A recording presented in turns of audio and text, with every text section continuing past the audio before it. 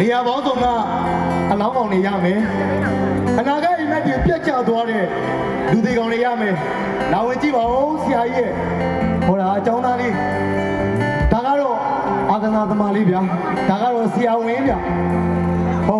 ဟောတာကဆရာကြီးသူနာပြူလေးဖြစ်တယ်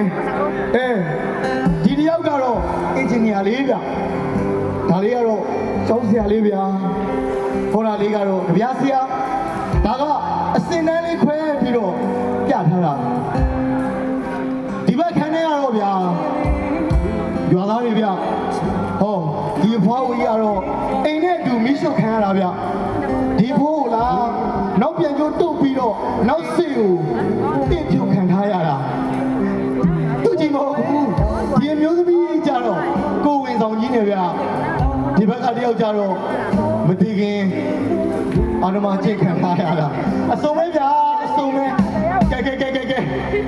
ဒီခန်းကတော့မြေမြုပ်မိုင်းတွေထိပြီးတော့ပြတ်ချန်ခဲ့တဲ့အရက်သားတွေရဲ့ခြေတွေလက်တွေပဲဖြစ်တယ်ဒီဘက်ကတော့အိမ်မောကြနေတော့120မမ60မမထိပြီးတော့ရုပ်ပြက်ဆင်းပြက်ဖြစ်ခဲ့ရတဲ့အလောင်းကောင်တွေပေါ့ဒီဘက်ကကလေးအလောင်းကောင်တွေကကစားရင်းနဲ့လက်လက်ကြီးကြလို့ပြို့ကဲဒီဘက်ခန်းလေးတွေကတော့တော်လိုင်းရဲဘော်တွေပေါ့ဗျာသူတို့တော့ဘလောက်ပြကျွန်တော်မရဘူးဗျာတမျက်တလုံးသိမ်းထားတာဒီကောင်တွေတက်ရှင်နေတယ်ဒီကောင်တွေဘာလုပ်မလဲဆိုပြီးတော့ထိုင်ကြည့်နေသေးတာဗျာ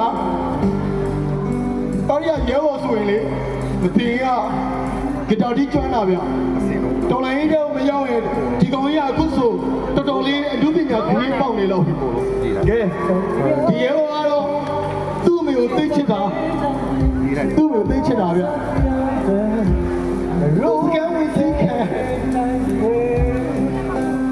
ကိုလုံးကြီးလည်းဘယ်လောက်ရှိလဲဒီရဲဘော်ဆိုဗျာသူကြောက်တာနေမှာသူ့ဖေကိုတော့ဖုံးပြောသွားသေးတာဒီရဲဘော်ကတော့ဟင်းချက်ပေးကောင်းတာလေဆရာကြီးနည်းနည်းနောက်ဆိုဒီဒုတိယလောရဲ့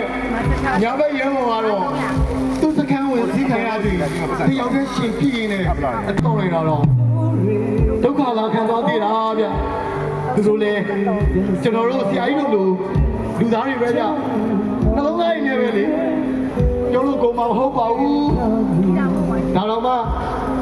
44လမ်းကတိုက်ပေါ်ကနေခုံချတဲ့ရဲဘော်တွေမပြသေးဘူးလေ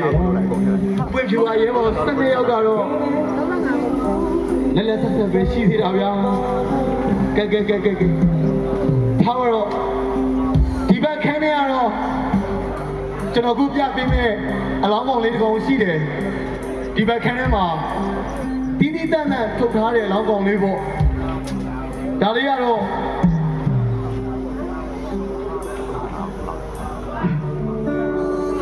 ဘယ်တော့မှပြန်မရနိုင်တဲ့အမှုပညာတွေနဲ့လူသားလေးပေါ့သူ့နာမည်ကကိုရီမွန်တဲ့စိတ်ကြောင့်ပြောင်းနေတာချမ်းခဲ့ကမကိုရင်ပြန်ဆုံးပါပဲ